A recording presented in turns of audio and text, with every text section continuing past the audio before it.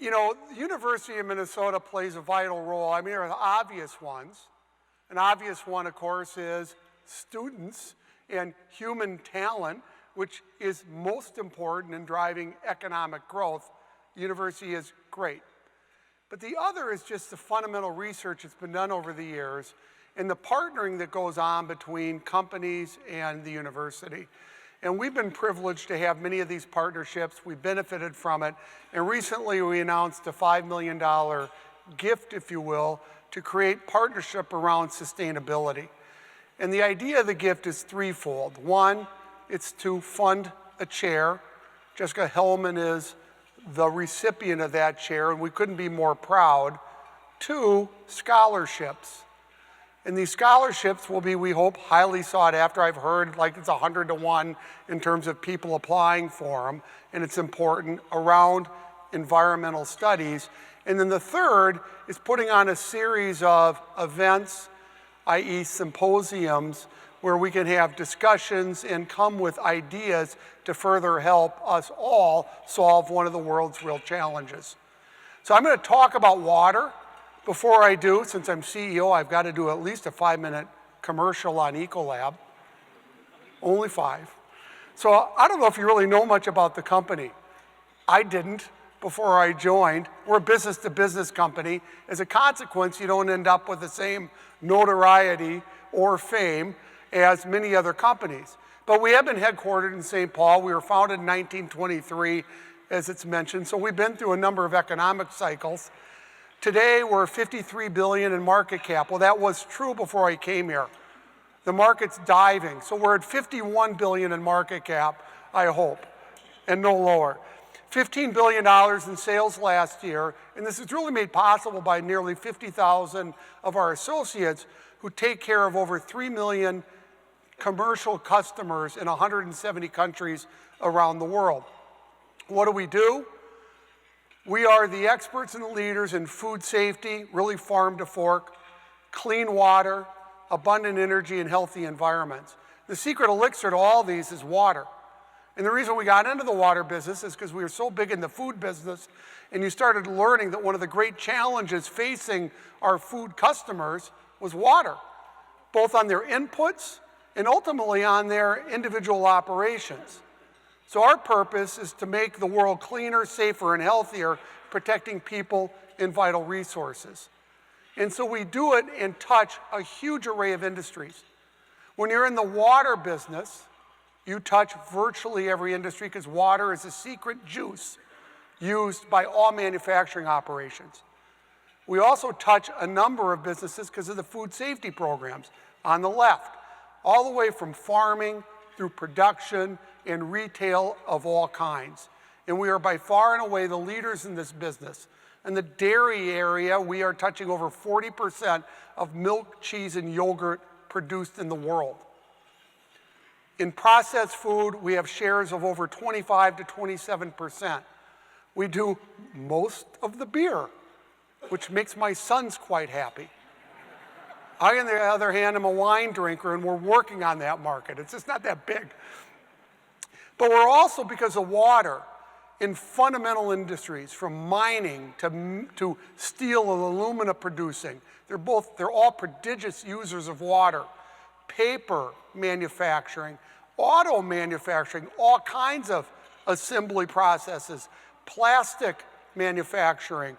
And then we get over in the power generation side, where we're touching the power plants that produce over 27% of the world's electricity. So we have big impact, we have big responsibility, and as we do this, we work hard to help people operate more efficiently and more sustainably. And we do this through a formula that we utilize in virtually every one of our offerings. We take great technology, great control systems, marry it with in-unit service, and the in-unit service is designed to fully leverage the benefits that our technology can bring customers. It's how you stay in business. If the value with the customer is not there, your future is bleak. But we know there's secret sauce here, and we've learned a number of things, some of which I'll share with you. But you combine our focus, our model, and I would say our deep expertise, and you end up with a business that's got wind. And if you look here on the left, this is our EPS versus the S&P 500, not quite 2-to-1 over this period of time. And as a consequence, we've created value versus the S&P and outperform usually 7 to 8 out of 10 years. So we're very steady performers. And you can see the metrics on a 15-10, most recent last year and year to date. But this is kind of a chart we renew every year, and it doesn't change a lot. And our job's to make sure we continue to do that. Now, all that's fun and interesting, but the point of the talk today is I want to share a bit about water. And it's really our 3 million customer sites and the fact that we're in these routinely that gives us what I'll call as a firsthand view of what's happening throughout the industrial world and throughout the global operations. So we see water challenges firsthand, and we see other issues firsthand, and so I'll share some of our learning from that. So first, our water credentials. We're the leaders in helping industry manage water.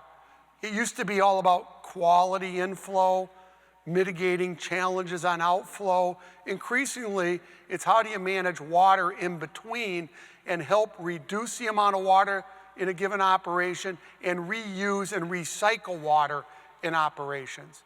And as I mentioned, we do this throughout industry. And so we talk about first reducing, then reusing, and if you need to, then recycling water so that you can get multiple cycles and reduce fresh water needs and footprints. So the water story today, as we look in the world, is one already of scarcity. So you have 2 billion of the world's 7.5 billion living in water-scarce regions. Probably more challenging is the fact that 1 out of 9, or nearly 800 million people, live without access to clean water. And clean water equals health. Without it, you're not going to live a very long life. It's hygiene, it's hydration, it's food production. It is the magic stuff that we need to sustain a safe and healthy planet. And we know we've already got challenges. But if you look at water, at best it's a finite supply. All the water that's in the world was made millions of years ago. The world is not producing more water. And when you look at water inventory, most of it is salt water, 97.5%. And of the fresh water, most of it is captured in ice caps and glaciers, not really readily usable. And when they melt, principally where do they melt? They melt into the ocean. So it's not a supply.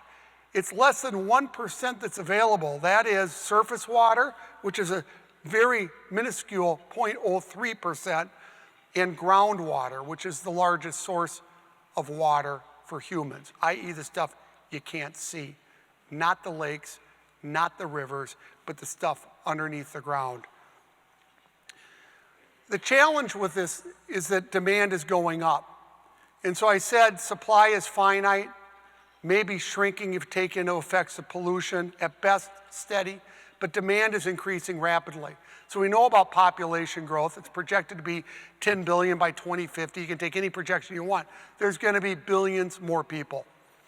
And inside this phenomenon, we have got a rising middle class, particularly in Asia. And as generations have moved from lower to middle class, two things change. Their appetites change and they move to a higher protein diet. Protein takes more calories, so 30% more people is going to take 50 to 70% more calories to feed them.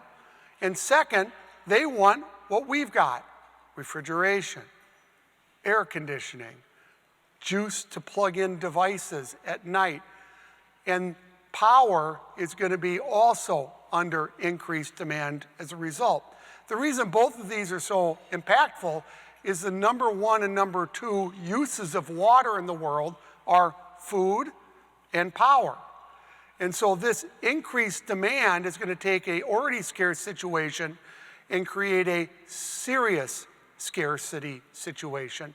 So projected by 2030 to have a 40% mismatch between water, freshwater demand, and freshwater availability. Now, the other thing to consider here is water is local. So often people talk and have talks like this around oil. And the two fundamental differences between water and oil is when you use oil, it's no longer oil. You get carbon in the air and other byproducts. When you use water, it's still water, right? Gets recycled, too much of it, fresh water ends up in salt water, but it doesn't go away. It just gets reused by Earth one way or another. But the demand and supply of water are horribly mismatched. They have been from time memorial. Where do half of Minnesota migrate in the winter? To Phoenix. It's a desert. There's not much water there. I've checked. Not recently, by the way, because nobody invited me this year, and that's a hint for next year. But if you look out here, and this is the water stress areas today, you can see there's a lot of red, there's a lot of yellow, and there's big swaths of green, basically where nobody lives. Because I promise you, in the middle of Australia, there's no water either, but there's also no people, so I guess it gets a green. But in parts and big swaths of the US, we're going to have water shortages, including here in the US, and including in Minnesota. And people think, Minnesota's impervious. Well, do you remember White Bear Lake and other issues? So what's our water system in Minneapolis, St. Paul? Well, we take about 1% of the Mississippi River water. It does about half the population in the Twin Cities. The rest is fed from groundwater, and then we dump it all back in the Mississippi. And so we take 1% out and dump the equivalent of 2% back in. And where's the water coming from? The ground.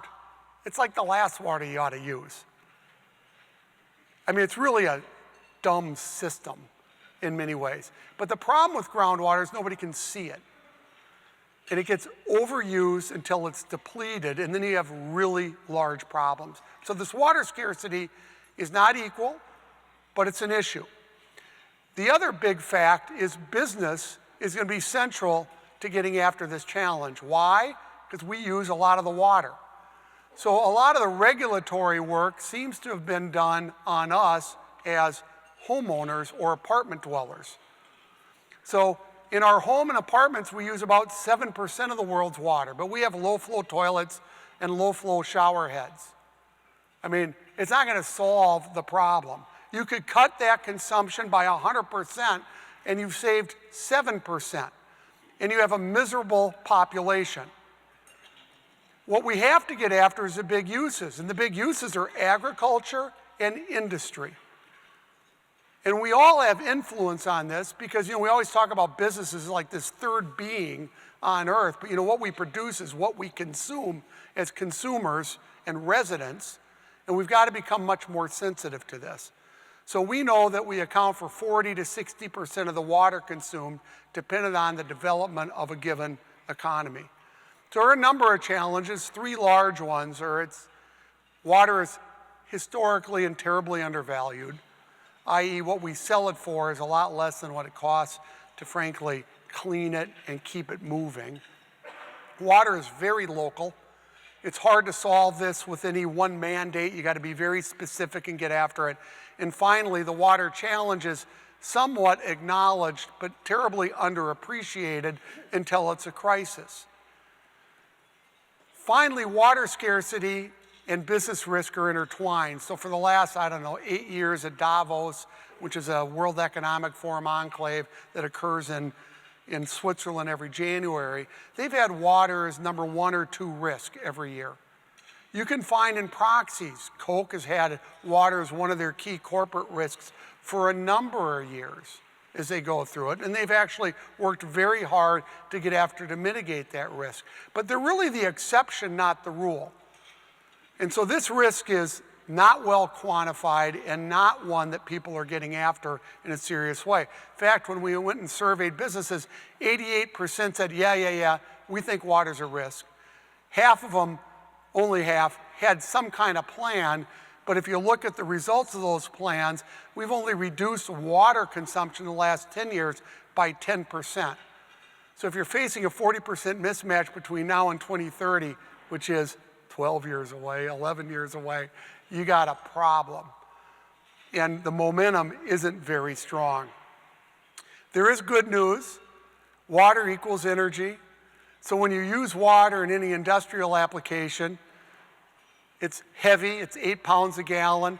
You typically heat it, move it, and treat it. And all those things are big carbon users or big energy users. So when you reduce water by 30%, you have a significant reduction in energy, which we've now proven over and over again. And so saving water is economically quite smart. And this is really one of the secret learnings that we've had that's really made a difference. And the other is that opportunities for progress are plentiful. So these are like big user, small user examples across a number of industries. Beverage bottling, a really efficient person uses 1.5 liters of water for every liter produced. Where does the other half liter go? It's either little leaks, it's cleaning, hygiene, other stuff. If you went at home and you said, where does the water go when I cook a meal? It's not the water on the table that you're gonna drink, it's the cleaning up process that uses all the water. Paper mills, but you can see huge deltas between best in class and let's call it not best in class across a number of these industries. And we're now increasingly getting the data that we can do this. So what's the approach? Well, first of all, we're allowing our customers to have free access to tools and other people who aren't our customers. So we put out a few years ago a water risk monetizer. Lets people go in, say, I don't know, like a Nestle, and put their 500 manufacturing facilities, watershed by watershed, in a database, and they can see where the facilities have the greatest water risk. Because by watershed, we know what supply and demand is, we know what price is, we know what price theoretically should be, and we can identify what's code red and what's code yellow, which helps you prioritize which ones you're gonna work on first. Second, we can go facility by facility and walk through plans and understand, are you moving up the map of what, are you doing something progressive on water management or not? It can help also understand risk, but most importantly, we got technology. And the technology that we have enables us to recycle water more often than other people. And we call it 3D TRASAR. Why? I don't know, because we're an industrial company and we have dumb names. But we have great technology. And what this enables us to do is read water quality real time. And as a consequence, we can run what some people can only do 2 times, we can do 5 and 6 cycles of water and have a huge impact on reducing freshwater footprints. And you recapture heat and a bunch of other, and you end up with significant carbon and CHG gas emission reductions. All this is positive. To date, we have 40,000 folks on this system. All are connected. They're fully monitored in Pune, India by over 130 engineers, 24 hours a day.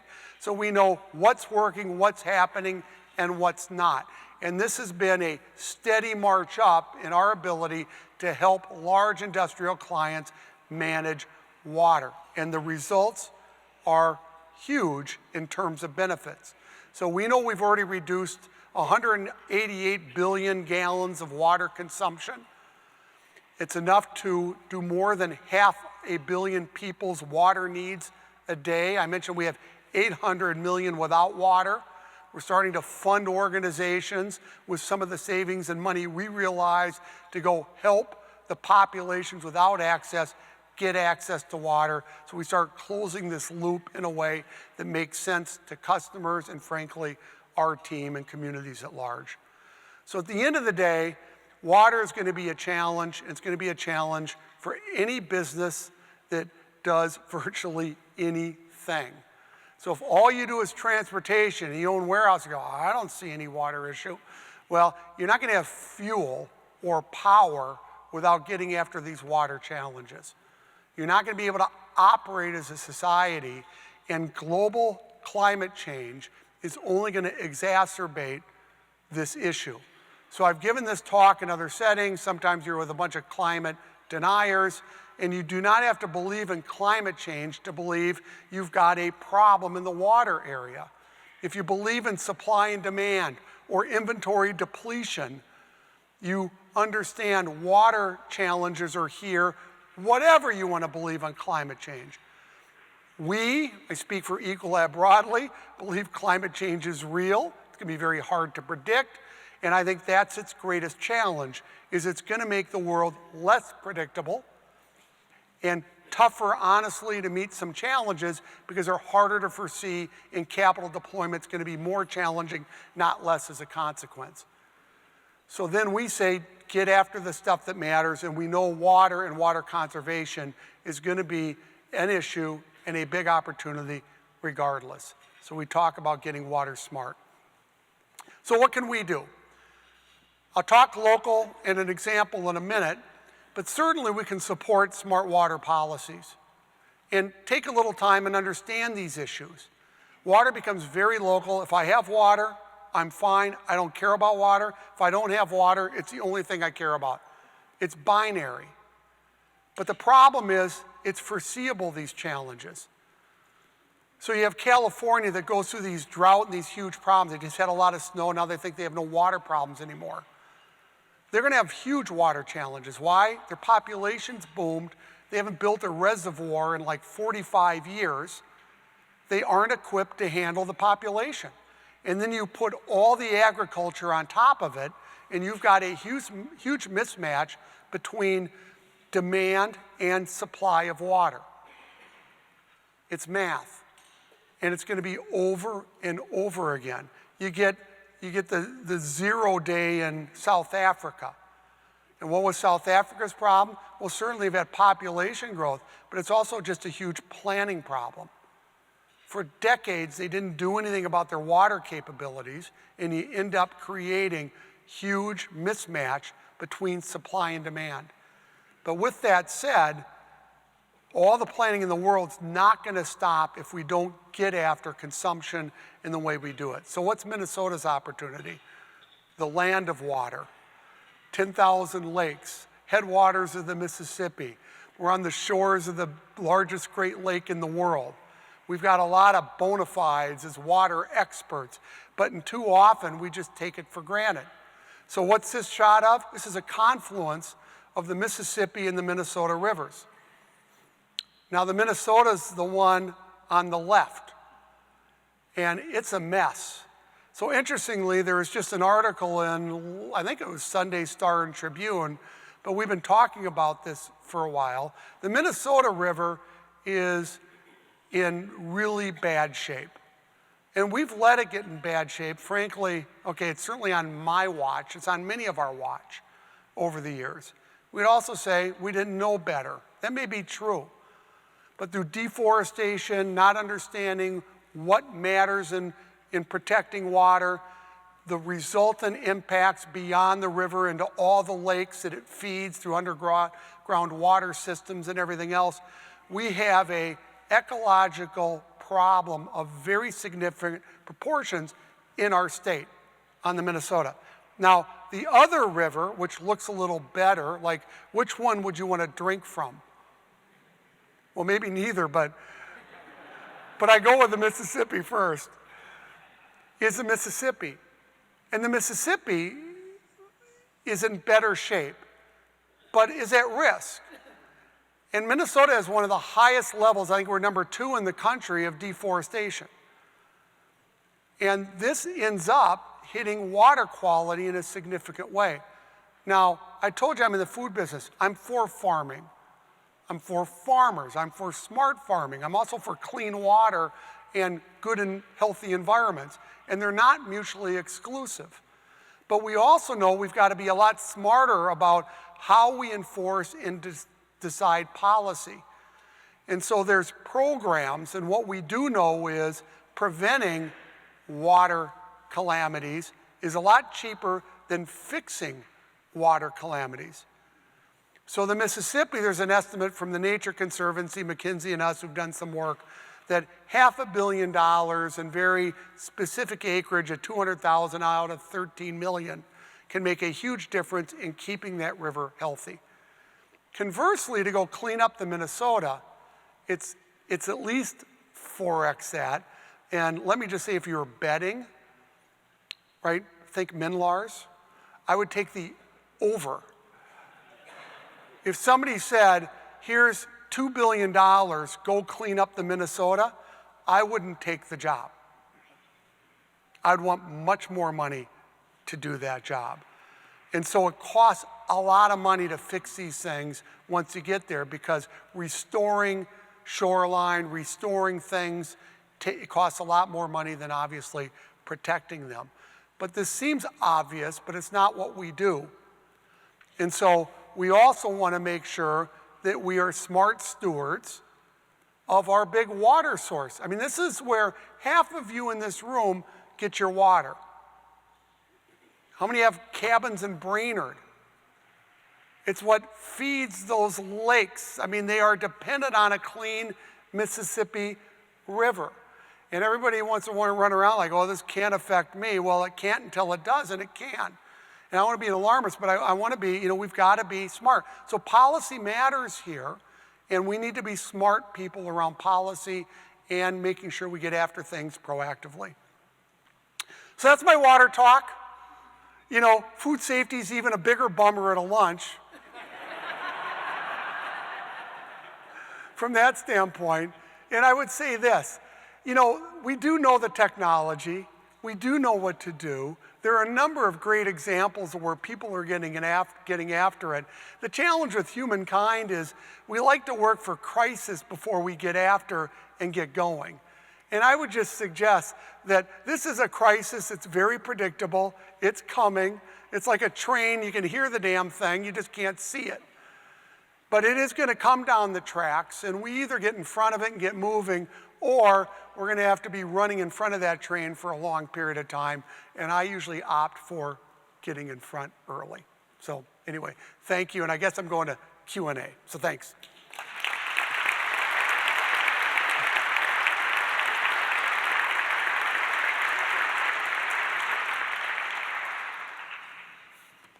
That was a great talk. Thank you. When you travel to foreign countries like down the Caribbean, St. Martin, they've had a cistern system on their house for a long time. But when the Twin Stadium was built about 10 or 11 years ago, Pentair designed a cistern system whereby they actually water the field with that.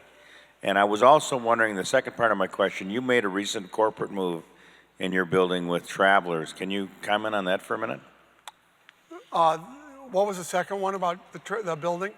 You made a recent corporate move with Travelers. Travelers is on the other end of your building. Yeah. Can you comment on? Well, I'll do the building first. Yeah, I mean, it was simple as we were out of space and growing, and we had a few choices. I knew Jay Fishman, who unfortunately has passed, but I called Jay, who was then CEO of Travelers, and said, I'm your last buyer of that building. There's not a big market for corporate campuses anywhere in the world, and here even less. And said, if we can find a way to do a deal, I'd be a happy owner of that building, or I'm gonna have to build something and do something. I like used buildings more than new buildings, are cheaper. And so we ended up finding a way to do a deal. And importantly, we did it in such a way that Travelers also kept the same number of people downtown, which was important to us and to the city, and redesigned their remaining building to do it, and also rented and leased some additional space. So it was one of those, I think, good wins for everybody. Our old building, we then found a great owner, and now it's turned into a flexible startup space and is, largely filled. So all good, all around. And people say you get all these, we got $0 from anybody for all this stuff, just to set the record straight. The second is the cistern idea, or reclaiming and capturing rainwater, using water and other resources. I think there's plenty of known smart ways to manage water differently and better than we do today. And so some of this is just getting people awake to the challenge and committed to doing it. So you'll have people who will do it because they're altruistic. or they want to set an environmental standard. Increasingly, we're getting people to do it because they have to. So we operate in 170 countries. We have recent examples in India, China, where literally water gets shut off to a facility, or if they can only get 50% of what they previously were allowed. Now you've got to completely retool that plant to operate with half the water. And this is becoming almost all large food manufacturers have a similar experience. You know, the world's largest brewery is now in Mexico. Not a bastion of water. They need a lot. I just saw a big soda manufacturer is going to put a huge facility down there. We end up doing most of that work, but you really have to learn how to be very, very careful with the water you use in those situations. So it's using all that technology.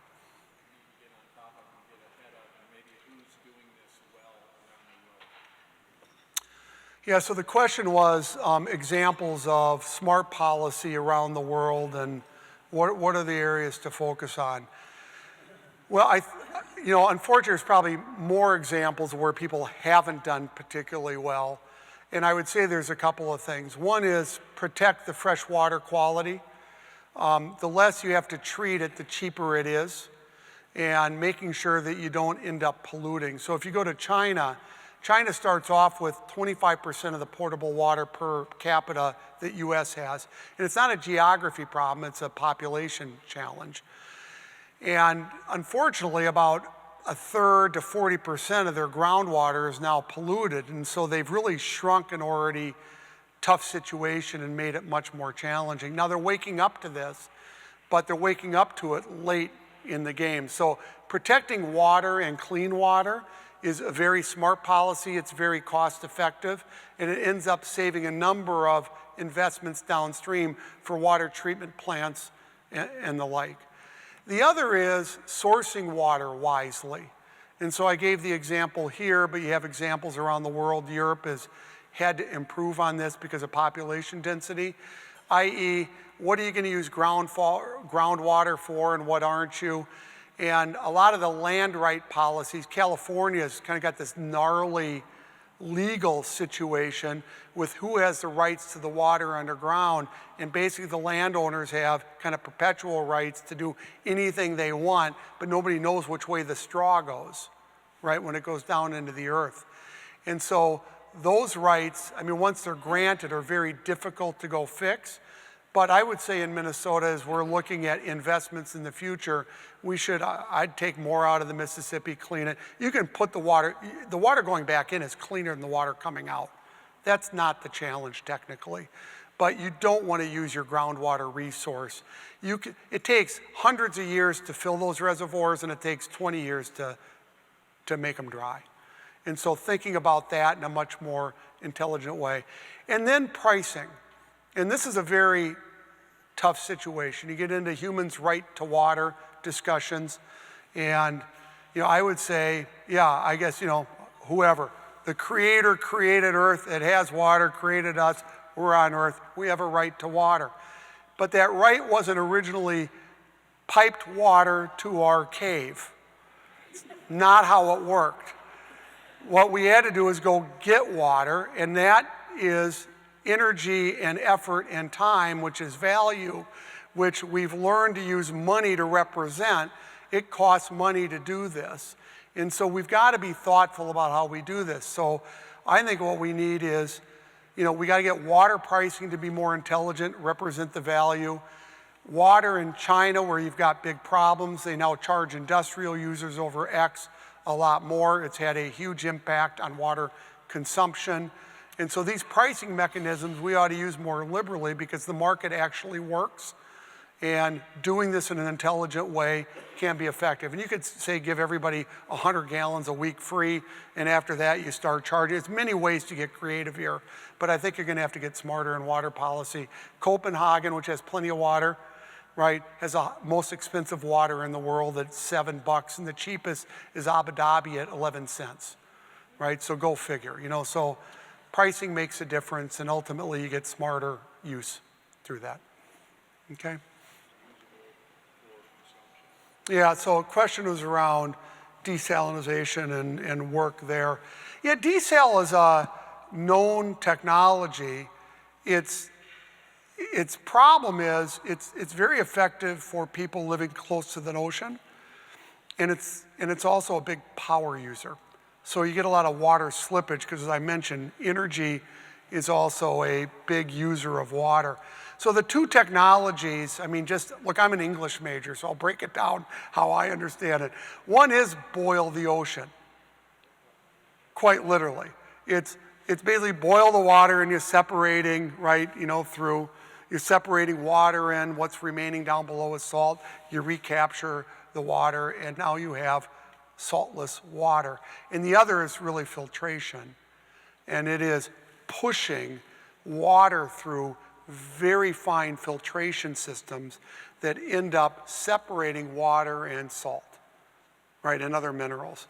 And both, you can imagine the type of energy it takes to push water through that and the type of energy it takes to boil the amount of water you need, right, to go do this. So their energy, it's quite expensive, but it works. So, there's $1 billion desal installation now in San Diego. The challenge is they like to turn it off and on because it's expensive. And so when things are going well, they turn it off and they start depleting their reservoirs and other things, and then it stops raining and they turn it back on. But they're not efficient animal. I mean, these aren't like on-off switches. These are huge, complicated things that aren't easily turned on and off. But this is exactly how Dubai manages water for their population. You see it all throughout the Middle East. And it's certainly going to be increasingly what we need to do. But moving water economically doesn't make a lot of sense. So if a barrel of oil is now $75, a barrel of water is like, 25 cents on equivalent pricing, and the same. So it's just, you can't, and water is heavier than oil. So to move it costs even more money than oil. And so that's not going to be the solve. I think what we'll end up doing as society is starting to migrate back industries and people around water. Why is Minneapolis, St. Paul here? It's as far as the boats could get upriver. And so we all formed around waterfalls and everything else. We're going to have to do that. So if you went in silicone chip plants, the early ones, what do silicone chip plants need? Cool and water. Where do you put them? Desert. That's what they did. They're all in the desert. You're like flying, what the hell are you doing here? And now increasingly, those server farms, which also need this, are being built in the north, right around water. And they should be. Right, where it makes sense. You dig them in the ground, you got cool environments, you got plenty of water, it's where you ought to put this stuff. And I think you're gonna see a lot more of that. Dairy all migrated to California. Dairy's very water intensive, does not belong in California. My favorite is they're debating where it goes, and a bunch of it's going to Texas, and you wanna just go, who wrote this book? I mean, I wouldn't go to Texas either. But they're going to have to figure out where this goes. It went to California because they thought they had more water than they did, and it's where all the people are. So you don't want to ship the stuff if you can help it. But we're going to have to be smarter about where we put stuff, which is what we work to help people to do. And the last thing, story on us. We had to put in a new facility, add onto a facility, technology that was very water intensive to make. We're going to stick it in Texas. It took, we have like 12 meetings we've gone through, and then finally somebody goes, if we looked at the water situation, it's cobbler has, bad shoes. It's like, oh, good idea. And of course, we kind of revamped our plan once we started looking at the holistic situation. So we sit here and talk about it all the time, but we're liable to make mistakes doing this. It's just, we got to get back in these habits, right, as you go. All right. We'll finish on that. Is there one more? Yep, one final question here. Well, thank you, Doug, and also thank you to Team Ecolab for impacting what matters most. As you think about Ecolab and the influence you have on water management, and you mentioned in Davos at the World Economic Forum for multiple years, they've been talking about water as a number 1 or 2 risk.